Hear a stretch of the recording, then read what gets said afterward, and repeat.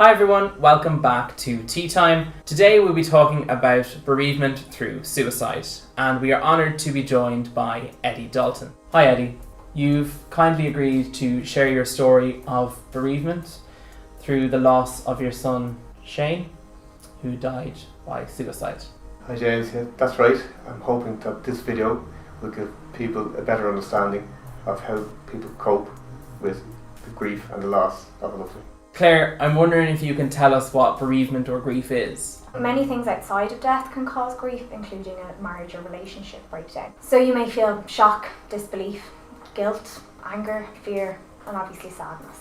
These are very normal signs of grief, and we'll discuss coping mechanisms later on in the video. Eddie, you've lived through this. Could you start by telling us a little bit about Shane?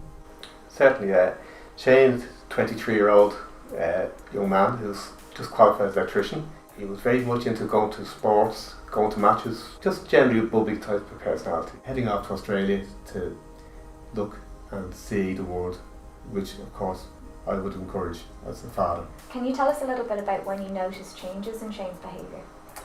Yes, about 6 or 8 weeks being in Australia and doing all the usual stuff, the Skype and phone calls back and forth, noticed there was something different. He wasn't as enthusiastic and he wasn't as bubbly as he would normally be. But after again another week or two, noticed there was something going on again.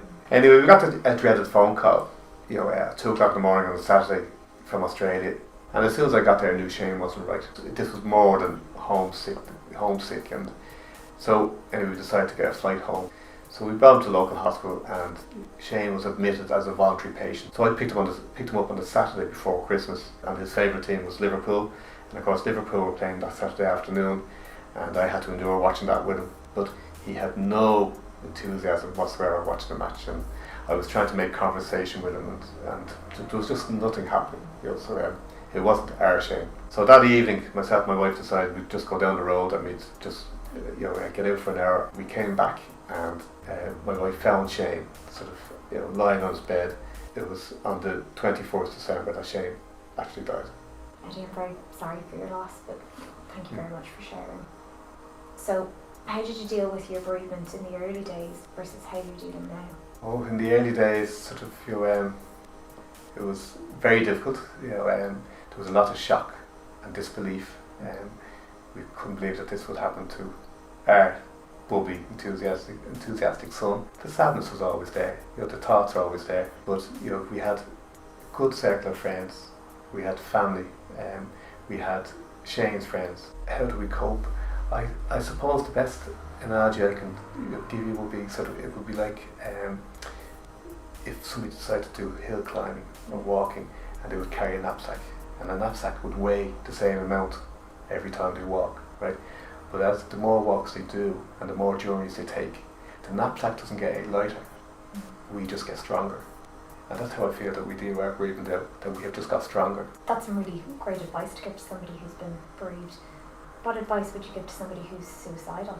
That there is hope there.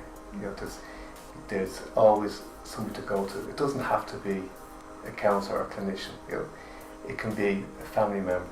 It can be a friend, it can be a neighbour. The despair and the destruction that's left after certain people lose a loved one, right, is irreversible.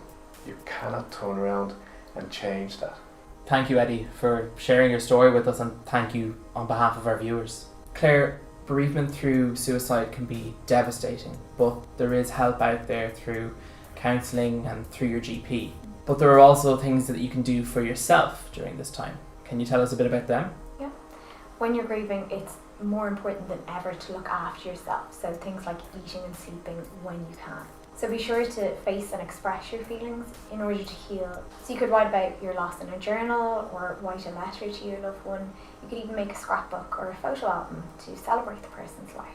Make sure you don't let anyone tell you how to feel, nor should you tell yourself how to feel. Your grief is your own, and no one else can tell you when to move on or get over it. And lastly, be aware of grief triggers such as anniversaries, holidays and birthdays. Thank you, Claire. And once again, thank you, Eddie. It's important to say that if you are bereaved, that there are people and organisations who can help. So we've mentioned the importance of your GP and counselling, but it's also good to have strong support networks like your friends and family. But there are also resources like the Samaritans and Pieta House. If you would like more information on this topic or any of the other topics covered in Tea Time, you can visit www.3ts.ie. Please subscribe for more content like this every week and give a thumbs up if you found the video helpful. Until next week, that's us. Bye.